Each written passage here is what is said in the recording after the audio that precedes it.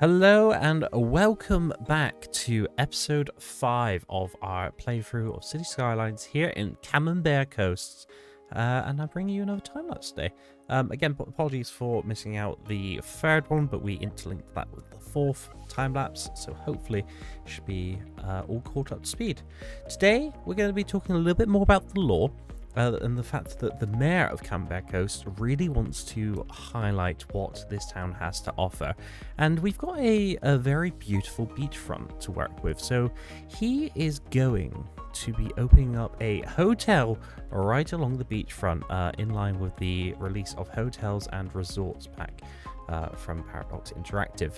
So that's what we're going to be focusing on today, mostly creating an award-winning hotel, but also looking at that beachfront that's stayed blank for such a long time.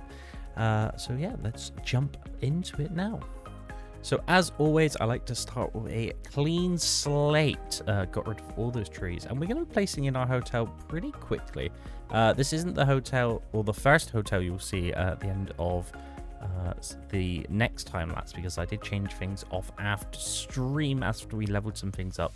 We're working on these hotels, but my mod and a few good people love the idea of Stilton hotels, in homage to the Hilton hotels that are pretty popular around. We gave this place like a little kind of car parking area, and we soon very quickly realized that there were actually no office buildings, so we started placing some of these down to level up those new resorts and hotels. I really liked how these kind of blended well together. I think I had to go back and download a load of new office assets because I was actually really lacking.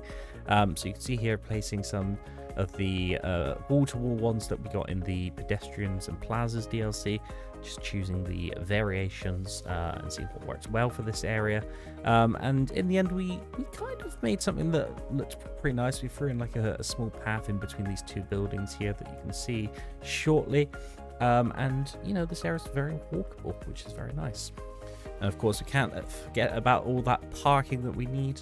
So I threw in a little parking lots and curbs and some flowers. Thank you, Miko Oki, for the suggestion on the purple ones. They turned out really well. So we moved our attention onto the beachfront, started doing a little bit of terrain and figuring out where we want this kind of seawall quay to run along. Obviously, it was a little bit temperamental at first working with such terrain, but we got it to a height which I was pretty comfortable with. Now, the other idea that I had was actually using all these pedestrian paths that aren't in the Plaza and Promenades DLC, but I thought they looked really cool from the Steam Workshop. And essentially, we moved this in to be in line with the lower part of this quay, which meant that people could walk along there, and it would look absolutely fine. But at the current stage, there was no real way for it to connect. So eventually, I did put in some invisible paths to make sure that they could connect to this road asset. Now, the only annoying thing about these keys that I noticed were they are actually phasing through it, and unfortunately I couldn't really do much about that, so we did have to leave that. You can see me placing down this pier and some beach assets here, which again downloaded from the Steam Workshop. I think they turned out pretty nice, gave a lot of uniqueness to the area. Obviously there were a few issues where there was no road connection, but I did sort that out by placing paths and such, again invisible. I also found these lovely animated sea foam assets, I want to call them, but they actually move, which is actually these are probably the highlights of the whole build for me. They bring so much life to the seafront, and I absolutely adore them. Now, realistically, you wouldn't see so many doing exactly the same thing, and obviously, like tides and stuff would vary around the coastline, different sizes and such. But the smaller ones just didn't blend as well, I thought. So I did just rinse and repeat these all along the beachfront. And then I just wanted to highlight the edge of the beachfront with some nice palm trees along the road. And then I realized we were actually about 2 hours into stream. So I very quickly made the effort. It was like, okay, we're gonna get this done. We're gonna put in our first few high rises along the beachfront. Most of these are residential buildings. A couple are mixed residential office, thanks to Rico the mod. And I think these turned out pretty well. The whole beachfront was kind of scattered with the same sort of scenario for these buildings. Went with like a red and a blue theme, which is wonderful. The only issue that I had with some of these buildings were they were far too tall for this area. Admittedly, I wanted this to be more of a mid-rise location. We didn't want to take away too much from the view, and I think we ended up on some better sized assets.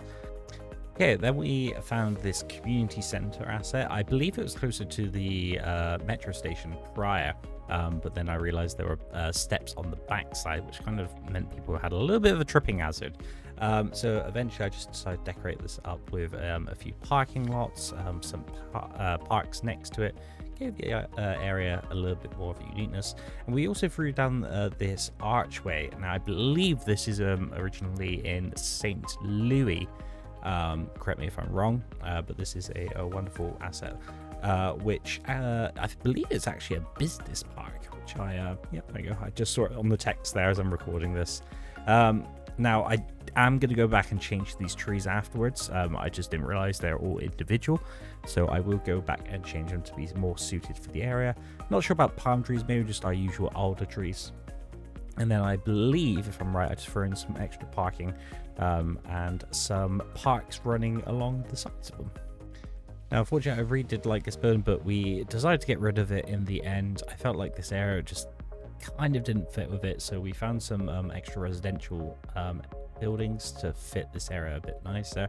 Again, I didn't want to obstruct the view entirely from the archway to the beachfront, so we found some low mid-rise residential buildings that could fit in this area. I was very happy I found these smaller assets that I could fit into here. Then we found these other two kind of mid-rise sort of residential buildings, and we threw in a small little decorative piece here as well. Now onto this area. Now at first I was very much, hey, let's just put in a load of trees, cover up anything that we don't like. But then I thought, you know what, there's no real history to Camembert Coasts, so we came up with a very rough idea to make some sort of abandoned, worn out, probably from a disaster sort of landmark. Whether this was an old castle or something else, we're not entirely sure just yet. But I really liked how using these muddy network rivers kind of showed that there was maybe like a previous landslide here that happened. And obviously as time goes on, we will be fixing this up a little bit more. It was just so we could get a rough idea of what we wanted this area to look like. So if you have any suggestions, please leave them in the comments below.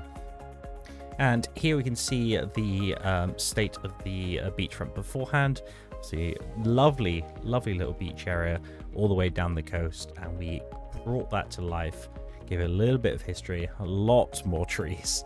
But then, you know, we made the coastline something that I'm actually pretty proud of. A lot of stuff bringing tourists to the world. So here we can just see the last little bit, some nice little waves, lots of bustling activity from people here, which is wonderful. You'll see another shot soon. But thank you very much for watching this video, and be sure to watch the next one. Remember that my entire streams go live on YouTube a week after filming on the Saturday and Sunday, and the time lapses will be coming out the following Wednesday. If you want to catch us live, you can do so on Twitch. Cities playthroughs are 3 p.m. BST live on Twitch. Cheesy Kids, same name as the YouTube, and I'd like to see you there. Thank you very much, and see you next time. Goodbye.